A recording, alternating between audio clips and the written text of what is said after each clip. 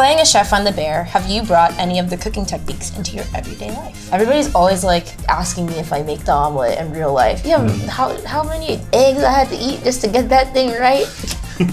Yeah. Never again. Hi, I'm Ayo Edebiri. I'm Lionel Boyce. I'm Liza Colón-Zayas. Esquire has asked us to explain some things. Gravity, nuclear fission, velocity, are none of those things. So here we go, and let's find out what they actually are.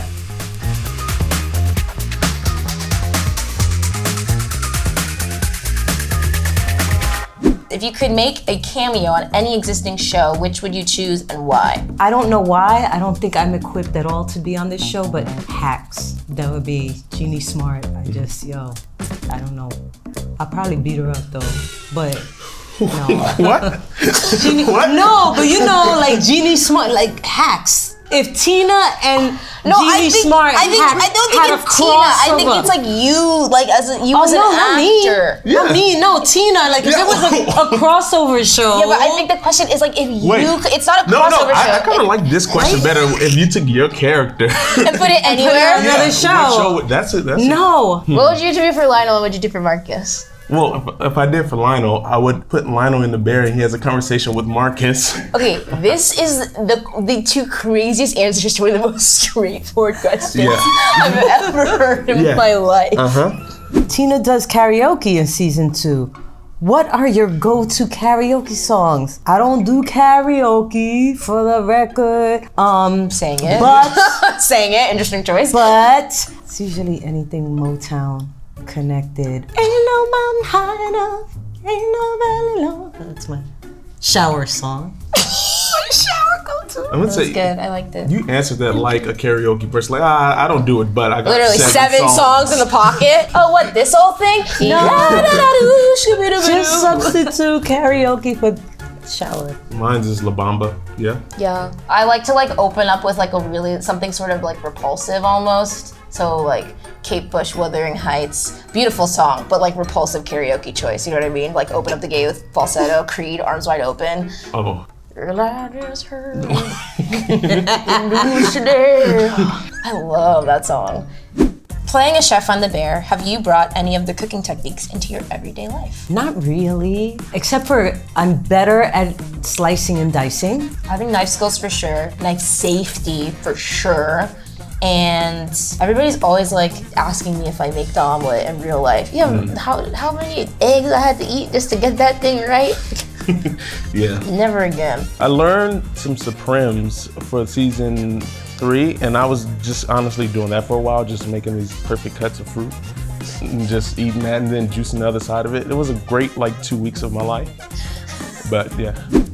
What's the most delicious thing you've gotten to try on the show? The chicken piccata that me and Carmen make. That was like the best thing because we literally were just like making it and eating it and like trying it and seasoning it ourselves, and we kept getting yelled at by our prop master because she was like, stop eating this is a prop.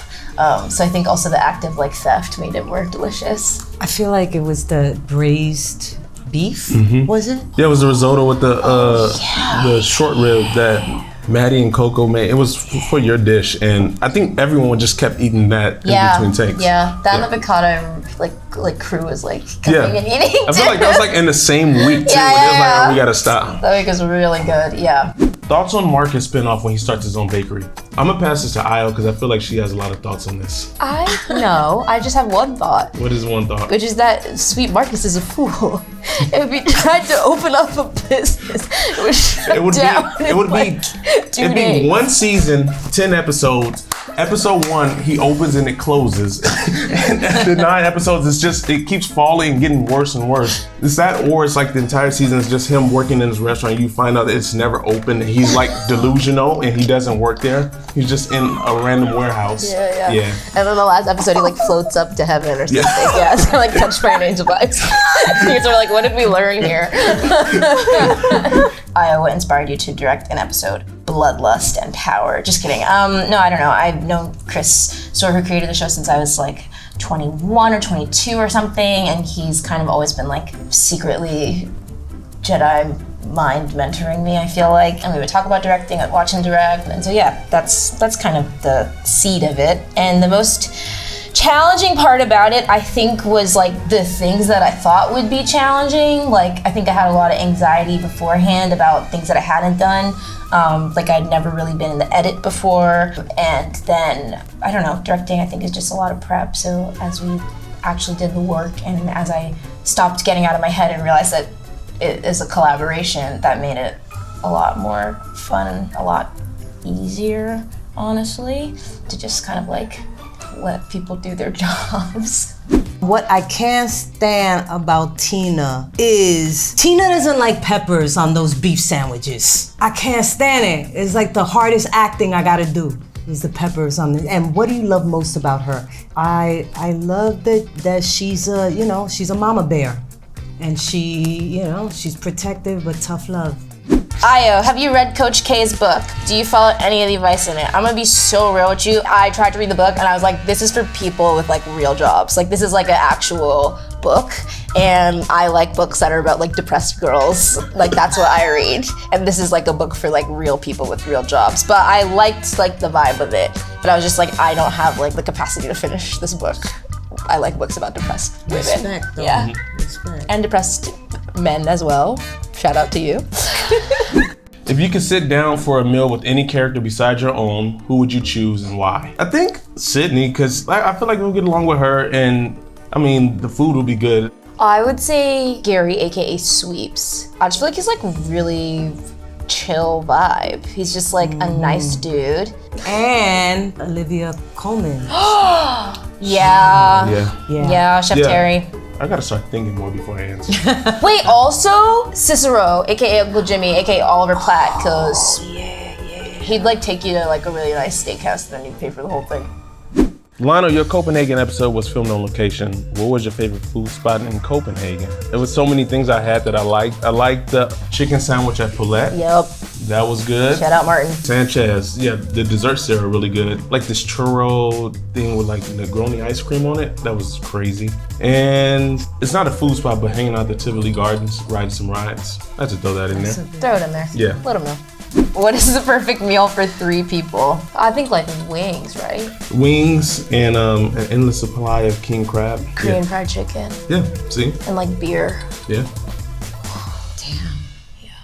Ayo, do you remember getting the offer to host SNL? What surprised you the most about the week leading up to the show? Yes, I remember getting the offer because I was in the booth recording for Inside Out 2, and somebody came in and was like, oh, people are telling us that they need to reach you right now. And I was like, oh, surely my entire family died. Yeah. Everybody was raptured, and I got left behind, and so that's why my agency's calling me. And then they told me, and then I cried, and then I was like, I guess I'm doing SNL, I guess I have to like leave. And they were like, okay, bye. And then what surprised you the most about the week leading up to the show is that I had a job. I thought that I was gonna be a cute little celebrity to show up and be like, oh, hi, write the sketch for me. And I was working, and I was pitching, and I was attending meetings, but it was actually like a blast. I had the best time, and it was so beautifully stupid complimentary word, and fun. All right, thanks for watching. Make sure to check out The Bear Season 3 on Hulu or Disney Plus and Disney Plus.